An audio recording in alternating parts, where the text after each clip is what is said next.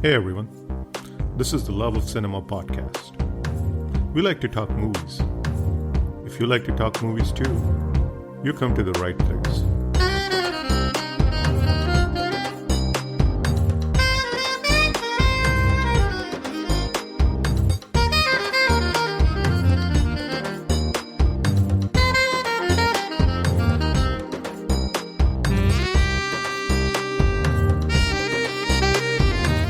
So what is this guy going to look like? And I had a photograph of Jack Nicholson from Pledge, and I showed him that. Okay. And I'm doing this film. That had him sold. Right. Yeah.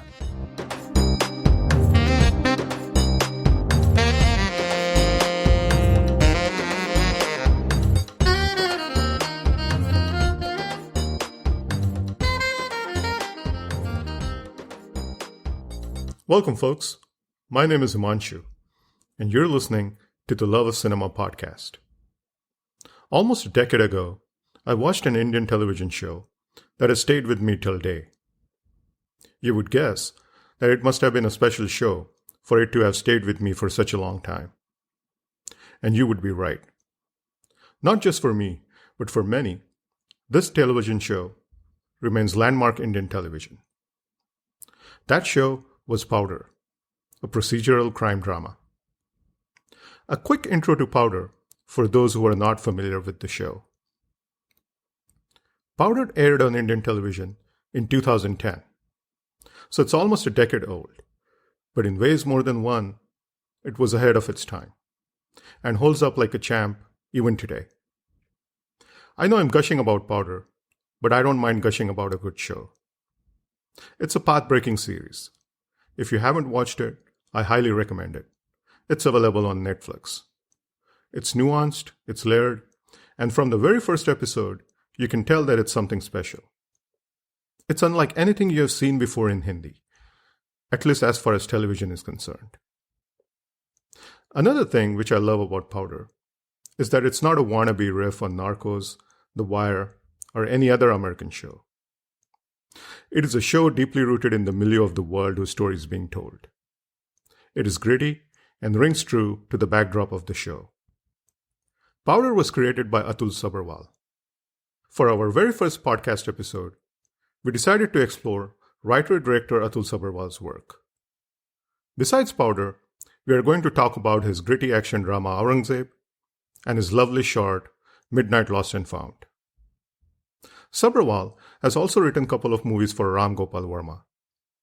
He wrote 2005's crime thriller My Wife's Murder and co-wrote 2003's horror anthology Darna Mana Hai. He has also made a rather personal documentary, wonderfully titled In Their Shoes. I, for one, feel he's one of the most gifted storytellers working in Hindi today. He's up there with Vishal Bharadwaj, Sriram Raghavan, Zoya Akhtar, and of course, Anurag Kashyap.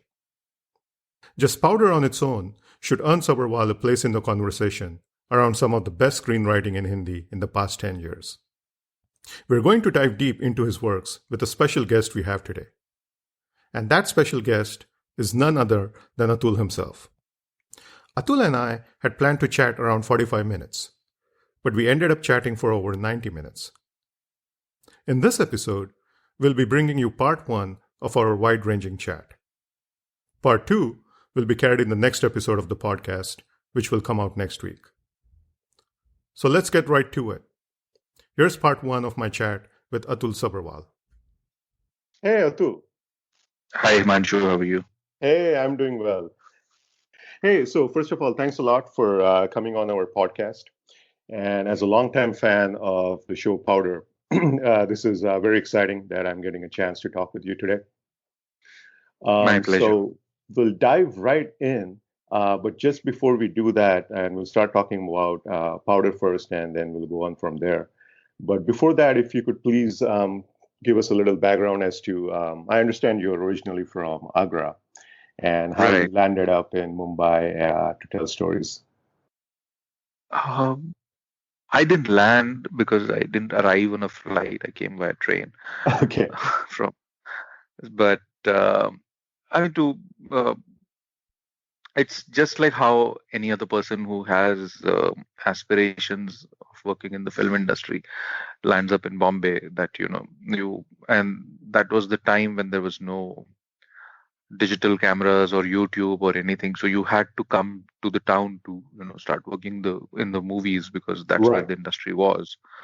And yeah, so one day I just decided and I came in terms of preparing myself. So my education was not in films or arts. I was studying to become a chartered accountant because I had graduated in commerce. Okay. And then one day I decided I could not do it anymore with pleasure. So I enrolled for a small course in Noida, which was just a 3 month, you know, appreciation course kind of a thing. But more importantly, when I look back, what I feel the right thing that I did was that I enrolled with Mr. Barry John for Oh, right. acting, Okay. purely to learn how to direct actors while he is directing me. So just put yourself in actors' shoes. Sure. That was the I think looking back was a good decision, because I always had that uh, a silly confidence of that one has in the early 20s, that I can handle everything Right. except that I don't know how to handle the human resource. And I had seen this interview of, because in the 90s there was this movie called Bandit Queen, and I had seen Shekhar Kapoor's interview on that. And for some strange reason, I used to follow Shekhar Kapoor a lot. Okay. Follow as in not on Twitter, because there was nothing but just the interviews, because somewhere again the chartered accountant who became a filmmaker, that was just the silly notion. So he spoke at length about how he connected on a psychological level with his actors, how he prepared them. There was a whole lot of talk about psychology, and I realized, oh, this esoteric stuff I don't know, so I better join some Right. good acting classes which are related to drama, which are related to philosophy, which are related to personality, not just the acting courses which happen in Bombay, which are about the mainstream films. Right. And Barry was the person who I think brought something out in me, as I was hoping for. And I I also submitted myself to the classes, more wholeheartedly than I had ever submitted to any teacher in my life. Oh, wow. Okay. And this was during the 90s? No, so this was 2000, yeah. Oh, 2000. Okay. And now, Atul, let's just dive into Powder. There's so much I want to talk about this show. By the way, I'm a big time fan. I love this show. I think Thank you. it's really special. If I may say so, in my humble opinion, I think it's the gold standard as far as Hindi television or streaming shows are concerned when it comes to crime drama, or just in general. I think this is a landmark in Indian television. And I'm so glad that people are now discovering this on YouTube and Netflix. So many people who had not even heard about the show, and I see your retweets and everything. And it's great to see that. So I started watching Powder once again for this interview as part of my research, and there's just so much going in. I mean, right in from the pilot episode. At the very core, we know that it's a story of the Narcotics Control Bureau, which is trying to nab a drug lord. But there are so many different threads to it. There is a buddy cop thread between Mahendra and Kartik. It touches upon the inter-bureau kind of a song and dance and the rivalry and how that works out. It was very interesting that I mean, this show came out in 2010, right? And it kind of touched on Me Too back then through Brinda's character. I mean, she's, facing harassment at her work. She's also kind of battling sexist, chauvinistic kind of old school mindset of her partners at work. So it touches on upon so many things in the first episode itself. My first question to you on Powder is, how did the show come about? Like, what were you thinking about when you sat down to write this show? So I mean, it has had a curious journey, because the show came to me as a writing assignment in 2001. through a company called Balaji Telesoft, and there was this Mr. Rajat Sen Gupta, who was ex HMV, and who was running Balaji Telesoft at that point, and they wanted to do a show on Narcotics Control Bureau, and they brought me in as writer, and Shivam Nair was supposed to direct it. And I think we did a pilot, which is roughly the pilot that you see now, with some changes here and there, but essentially the meat of it was still the same. And when we pitched it to Star Plus, they had a show on called Sanjeevni, which was doing very well on the channel, and Right. so they said that we are doing a doctor show, but it's not so seeped into the research as your material is. So, for example, why can't your officers play Antakshari, song and dance, that kind of thing? And the production house wanted me to revise it. I sort of didn't agree to that. We parted ways, and then I kept reading books. I kept gathering material, not very actively though, because then I started writing movies, which went into production, and then I started. Actively pursuing the script which I wanted to direct, and that was in the talks with several production houses and with one of the lead actors at that time, Abhay Deol. So Powder was on the back seat until I got a call from Ravina Kohli from Yash Raj that they were starting a division within YRF, which will be called YRF TV, and they want to do shows which will be like HBO shows and have that kind of ambition and all that. And I said, I've heard that so many times. Yeah, they meant what they said, and I started writing it, and it took a year and a half to just flesh that thing out, which was the pilot which existed and the character notes and all that. But it changed drastically from the core idea. So I think what Gayatri Telesoft had wanted to do was something like episodic CID per episode, change the stories, just have a squad. And what see. I was looking more as, was an overall arc of the thing, which is Right. one continuous story done over 13 episodes or 26 episodes as the case. So it changed drastically from what it was intended to. But yeah, the first time I came to know of Narcotics Control Bureau was through that offer which had come my way.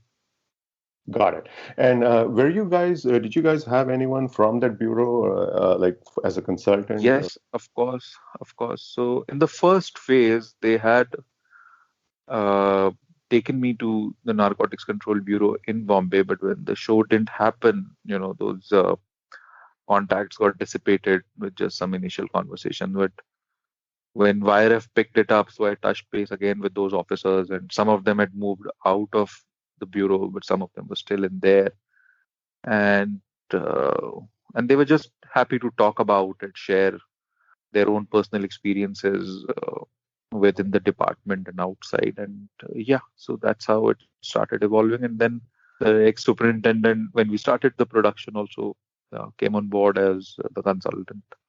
Oh, nice. Yeah, I mean, you can tell when you're watching that, there is a lot of research that has gone behind it, and it makes perfect sense that you guys were so close with some of the people from the bureau themselves. I want to talk about the main characters of Powder, but before that, can you touch upon the casting for the show and how you zeroed in on the lead? Which among the leads? Because in a show there are so many. Essentially, everyone from like Usman's team and, of course, Tripathi. Can we start with Tripathi first? So, I had a very interesting casting director who was working full time with YRF at that point, Yes Raj Films, and Okay. Abhimanyu Ray. And he was not just testing for Powder, he was also testing people for the three other shows that were going to go in production. He was testing simultaneously for Rocket Singh Salesman of the Year and whatever other films that were happening in Yash Right. Raj Films at that point. And he had done Chakte. So he had these interesting bunch of people, whom he knew, and he started calling them in. And he made sure that there was no cross pollination between these shows, so every show has its own distinct cast. If you look at the four shows, like nothing goes from here, no actor goes from here to there, except Manish Chaudhary, who was cast also in Rocket Singh and Right. in Powder. So he had these very interesting people, and I met all of them except Gitika, who was in my short film, through Abhimanyu for the first time. Right, right. But he had tested them for different parts, and then you know how the casting process evolves, that you test them for something else, and then as you get to know them better, it sort of comes around for another part, Sure. and then how things land up. Yeah. Right, right. Yeah, because I think even today, Navid is probably, at least in my opinion, Tripadi's best work. And perhaps it's because that's where I discovered him, but I think that seems to be a widely acknowledged kind of consensus that Naved Ansari is probably one of his best works, if not the best works. So thanks for helping us discover Pankaj Tripathi as well. And then really wanted to talk about Geetika Tyagi. What a wonderful actor. And I'm just surprised that we don't see her more often. And if you could talk about casting her as Brinda and Brinda's character as well, because that's a fascinating character. She's fighting so many battles. She's fighting work-related stress. She's battling harassment, like I said before. Constant kind of this effort in the background to marginalize her for being a woman. And then she's also kind of fighting her personal stress with her mother, bickering about marriage and beating the drum about settling down and all that. And she's a fighter. So could you talk a little bit more about how you conceived that character? So, if while I was writing Powder, there were two very heavy influences on the character of Brinda. One was an investigating officer named Kanta Tejwani, who's actually faced that harassment in the department, and then that in the first episode it's verbatim the way she told me what happened in the room, what happened outside the room, and I just wrote that down as the scene, fictionalized it a bit, dramatized it a bit. And the other person, because we had done a short film together, me and Geetika, and she was a strong contender for the movie that I was supposed to do with Apidyol as the female lead, so we were interacting a lot. And some of it was also from the experiences that she had faced. I have literally stolen lines from her experiences in journalism and in the film industry, and things like that, and just stole from her and just put it on the paper. And for casting her, I think she was the one who got rejected the most in every round by the studio. Oh, wow. Because somehow they wanted a softer looking person who can evoke sympathy, and we kept testing her and they kept rejecting her, and we kept finalizing another actresses or so who would somehow walk away from the show because of dates issues or money issues or whatever. So while we were rejecting her, there were other actresses who were rejecting us, and and eventually, finally it came down to two girls. Both of them were very good actresses. One was Geetika and the other one, I think, was Kashmira Irani, who then did another show, Seven. So what happened was that when it was between these two, I gave Karthik Ganesh's, who was the cinematographer on Powder, his show reel to the studio. And in that show reel, his diploma film from the Film Institute had Geetika in the lead, and they suddenly saw her in another light altogether, which was not there in the auditions. And I completely understand why actors hate screen testing and doing auditions, because they just always look so bad.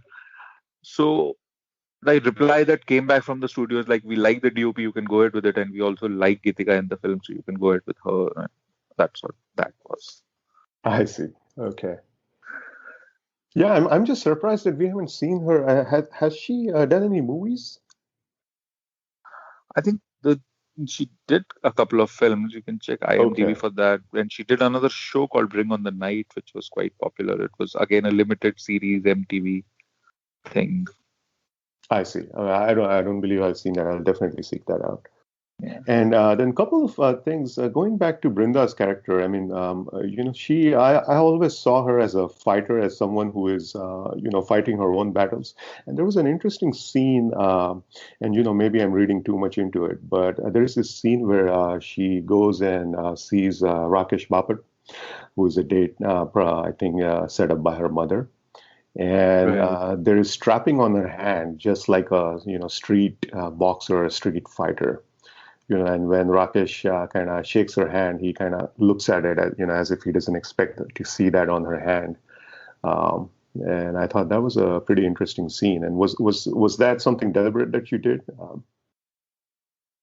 Yes. So, I mean, she gives him the hand which is injured, and Right, he wants to shake it like a gentleman would shake a lady's hand, which is, right, uh, but and he doesn't know how can he shake that hand, how gently or how firmly, because it's injured. But just the sure. fact that she has offered it, irrespective, he sort of goes for it on the second thought.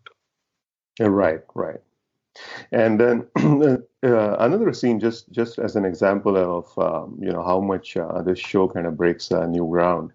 There's a scene where Usman is talking with Shivan, the new recruit, and Right. he kind of casually asks him, are you married? Do you have a girlfriend? Do you have a boyfriend?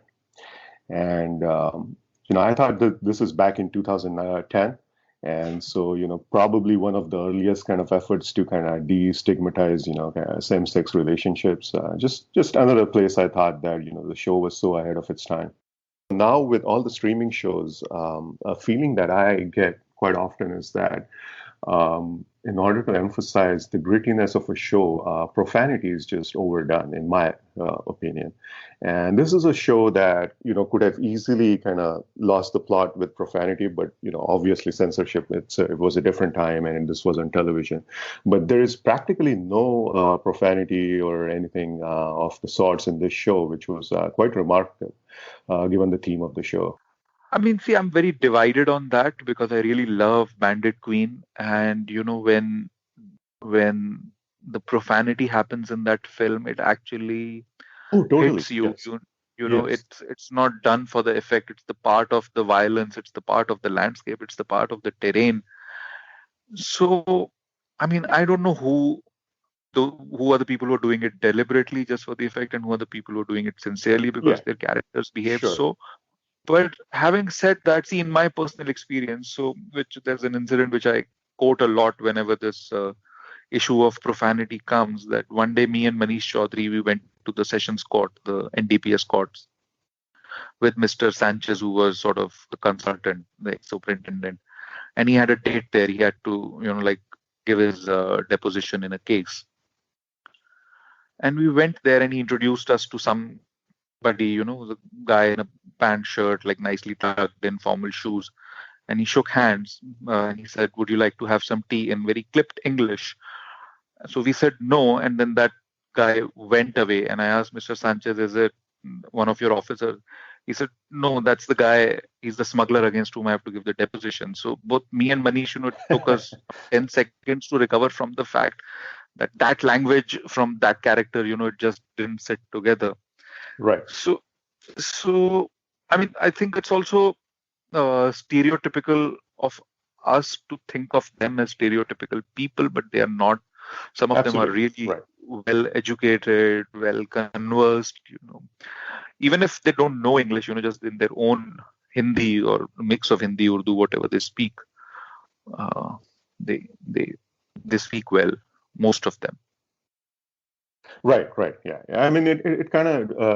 I think the old school is that it's like white collar crime and and the other side of crime. But I think it really kind of blends. That's what you're saying, right? I mean, it's difficult to say that just because he's a drug lord or just because he's a smuggler. We have no idea what kind of background that person is from. Yeah, so I'm saying there's a great deal of mix of imagination the way we think of these characters. I mean, not just me or anybody working in the Sure. movies. And a lot of our taste informs upon how these people will speak. So if I enjoy or if I think it's entertaining enough to let them say some curse words, I'll do that if it fits within the rhythm of my writing. Like Right. it fits beautifully within Quentin Tarantino's writing, and he uses it all the time to great effect. Sure. But if it doesn't fit in somebody's rhythm, like let's say if Chris Nolan was supposed were to direct a gangster film at any given point in time, it won't, and will become something else. Or like Godfather, Right, right. So when you were scripting this, did you have this in the back of the mind that I'm not gonna have a free hand with the language really, because this is going to be on Indian television circa 2010, or did you just say I'll just write what I feel is the right language for the characters, and then we'll see based on how the censor cuts go. Um, I think, I mean, as far as the language of it was concerned, I wasn't worried about the censorship because it came to me organically the way it came. And Okay. yeah, I was more worried about the censorship on the front of how much drug use can I show, because that was not allowed. And ironically, it's the show about Right, drug smuggling and drug trafficking. So that was something which we had to be very careful about. right, right, right. Like Gotcha. you can show a packet of cocaine, but you cannot show anybody snorting it or anybody injecting heroin into their system. Right, right. Those were the guidelines we had to really be careful about. Gotcha. And do you know if those guidelines are still there? Like even today, like if you want to show some, you cannot show drug Yes, usage. on the network television, on Yeah. satellite television, they are very much in place. Yeah, Wow, that's it's pretty. called standards and practices. I see. Okay. Well, okay. Now moving on to Aurangzeb, which correct me if I'm wrong, but this was your feature film directorial debut. Yes. Okay. Now, let me just start with this great line. I really like this line. Khoon aur pasina niche behte aur paisa upar. This is such a like a Salim Javed line that could have easily been part of Trishul or Diwar, or at the same time, it also sounds like something that David Simon or David Chase might have written. Now, I just wanted to talk about this line a little bit because it comes in very early in the picture. To be in that company. Yeah. Sorry. Can you repeat the question, please? Yes, yes. I just wanted to take a moment to talk about this line before we talk about the picture, because it comes Okay. very early in the picture, and that's where it really grabbed me. I said, okay, this is a movie I want to watch, you know. And this can you tell me a little bit more about how you wrote this line, and is this like a riff on something that you had read somewhere, or this is your kind of original thought?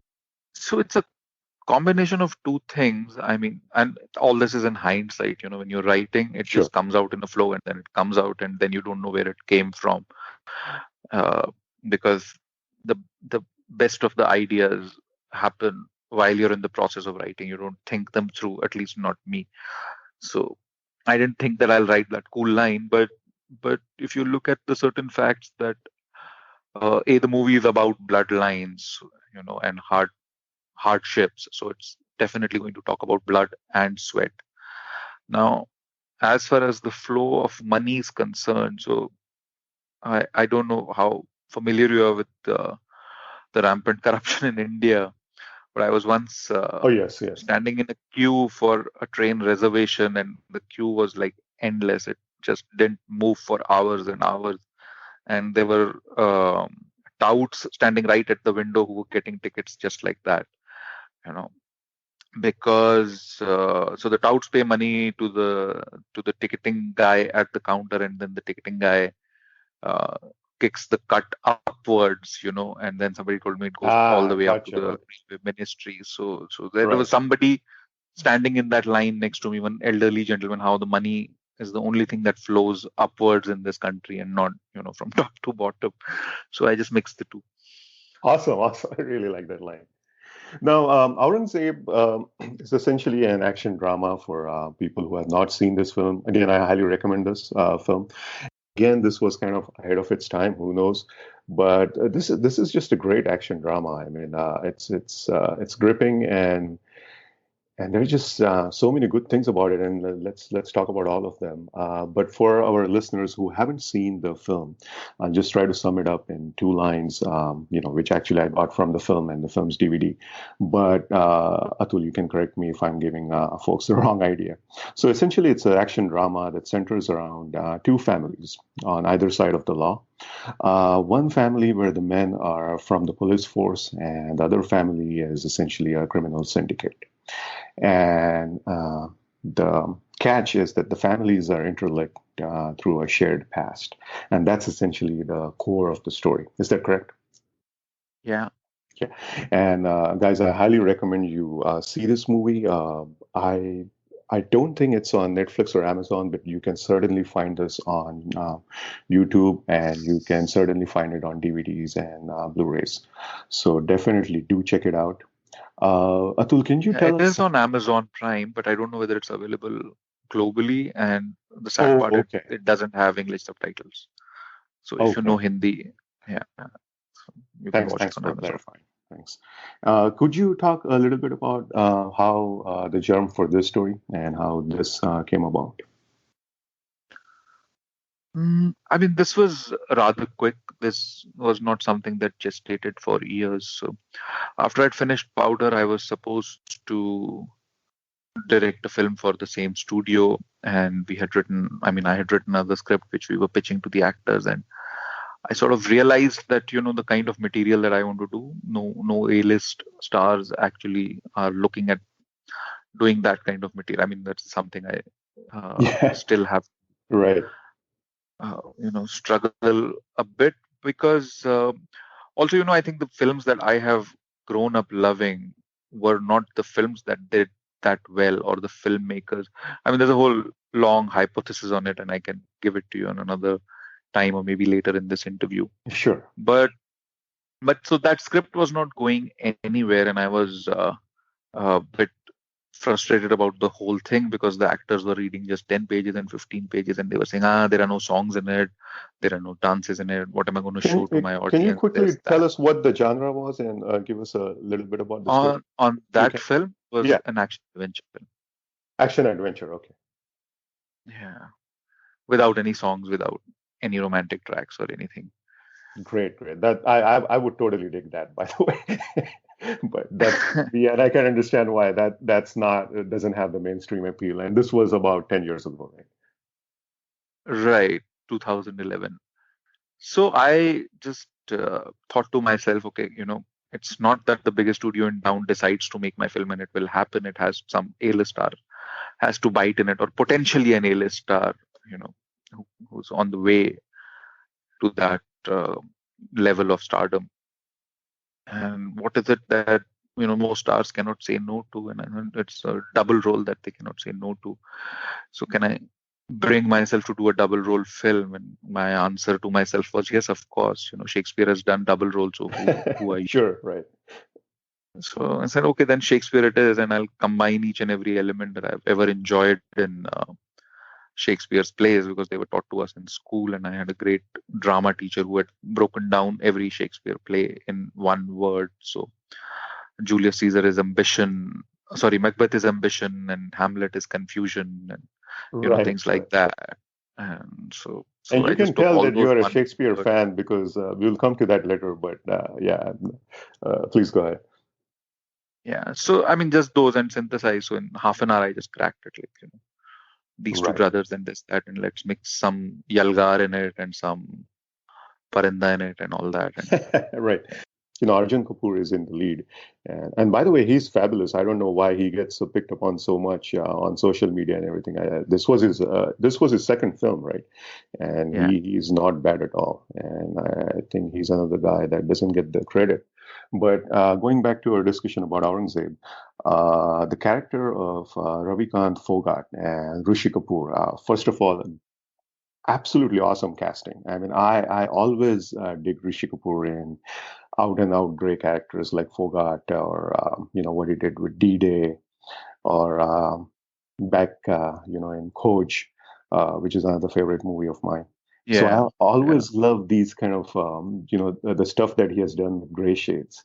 And I'll again quote a line from the movie, बेहिसाब power और बेशुमार पैसा और इनमें से एक तो मुझे चाहिए ही. And that's what Ravikant Phogat is all about. Can you talk about casting Rishi Kapoor in this? Have you always been a Rishi Kapoor fan? And talk a little bit about that character. When I'm casting, I try and think of a person, especially if it's in a mainstream, known face zone, who would actually be, who would have actually lived that life somewhat what my character is. Hmm, And interesting. and in Rishi Kapoor, what I saw was, he's been a part of a family with a lineage, and there is he's almost like a patriarchal figure in just a figurative sense, not in terms of his day-to-day dealings with his family, but Right. just like the head of the family kind of a thing. Sure. And yeah, that's what I thought. Like he'll get it fast, because he's been a part of a huge joint family, the family that was at the top of the power circle in the film industry, and what all that family has gone through to keep their power intact, through ups and downs of failing films and mortgages, and then rising back up into the riches and all that. So, so he was the choice based on that for me. But he heard the story and he said no to the part. He said it's the Oh, most wow. dark film I've ever heard, and I don't know why is Mr. Yash Chopra producing it and why is Adi producing it. I And said you this was come 2 days before later D-Day, and right? this Was was this? before D-Day. This was before D-Day. Okay. So also he was like, I've just played a villain in Agnipath, so I think you're typecasting me as a negative role. So he said you come 2 days later and then we'll just chat about it again and I'll rethink, but I don't instinctively tells me I shouldn't do it. So when I went 2 days later, you know, mm, he said, "What have you thought about?" And I said, "I've thought about, pitching this film to you again." He said, "Narrate."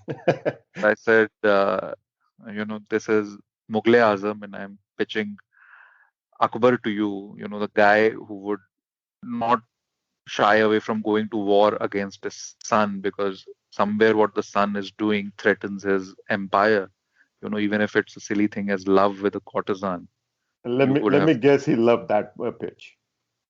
Yeah, so he said, that's interesting because, coincidentally, his grandfather played Akbar in that Right. film. And so he said, so what is this guy going to look like? And I had a photograph of Jack Nicholson from Pledge, and I showed him Ah, that. okay. And I'm doing this film. That had him sold. Right. Yeah. Awesome, awesome, and thanks for persisting with him because he's just awesome in that. That's another thing about your writing, Atul. I must compliment you there. I think your writing just gives so many good actors a platform to just fly. It's Rishi Kapoor in Aurangzeb, Tripathi in Powder. We will talk about Deepak Dobriyal in Midnight Lost and Found, but also Yeah, Anil but the flip Kapoor in side of it is what I have realized with audiences that it needs time investment, for those performances to really Right come to the Reward. surface. Right. It needs that narrative time and it's like I really love films of James Gray, but that Yes, one yes. director who's really having tough time in the West. Yeah, yeah. In fact, when I was preparing my notebook for Aurangzeb, I wrote James Gray on top of the page and I just circled it so that that becomes the lighthouse to steer me whenever I Awesome. get lost in the plot and all that. Right, right, right, So that's also the flip side of that writing, the writing that allows the acting to come to forefront, right. or the filming style that allows, whether it's No Country for Old Men or whether it's Godfather. I mean, it requires a certain kind of time investment from the audience also. Right. Now, a couple of things about Aurangzeb. I thought, and maybe this is again not intentional, this is just my reading, but in both Powder and Aurangzeb, I found there is a certain commentary on marriage, the institution of marriage. With the example that I would like to cite in Powder is the marriages of Karthik and Ashwini from DRI. And Mhm. Karthik's marriage is, able to survive the stress and the demands of his work, while Ashwin's marriage kind of breaks down under those similar kind of stress related to work and the lifestyle. Am I reading too much into it, or is this something that you wanted to show? Shortly, because I've grown up in a joint family, so I've seen a lot of marriages around me. So, Sure, so sure. maybe that rubbed off, but nothing in specific. I mean, you see this, you observe people, and it's a very interesting dynamic at play in India in a in a especially urban living, or even in a semi-urban living, which is Aurangzeb. How the home informs the work, or how the home informs the character, and there Yes. is no separating one from the other. I mean, Yes. it could be an empty home, which has where there is nothing to come back to, but that then also informs the character outside. So it's just that creating that uh, what's in the wings. When we go out for our professions, we are people on the stage, whether we are cops or whether we are doctors in the hospital or whatever. But the home is the wings, and what's going behind the scenes is actually there. Absolutely. That's where, yeah. Yeah, and similarly in Aurangzeb, I think there is something similar at play in Aurangzeb, at least for me as an audience, that Harshavardhan's marriage kind of falls apart, but Ravikant's marriage is strong as ever because his wife, beautifully played by Deepti Naval, is almost a tacit partner in Ravikant's crimes, which is a perfect segue for me to move to a scene from the movie that I really like. It's the middle of the night scene between Dipti Nawal and Rishi Kapoor, where she kind of, he's all rattled and he's unable to sleep and he's catching a drink in the kitchen. And she walks up to him and she asks him if everything is all right. And she kind of backs him and instills confidence in him. That was a beautiful scene, I thought. And, I noticed this thing that you said you're a fan of Shakespeare. There are certainly shades of Lady Macbeth in Dipti Nawal's character as well as Amrita Singh's character. Another scene from Aurangzeb where Amrita Singh is pretty much kind of threatening, Sasha Aga that she will destroy her. And that's when we find out that, it is her who has kind of set her up with Ajay. Right. And she raises her left eyebrow. And what a beautiful scene that is. Amrita Singh, I mean, good God, lights out. What a scene. Yeah, I mean, she's fantastic. I've had great time working with her.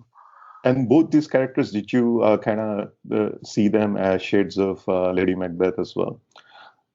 I can say that, just to sound a bit more intelligent, but I think it was something which was ingrained.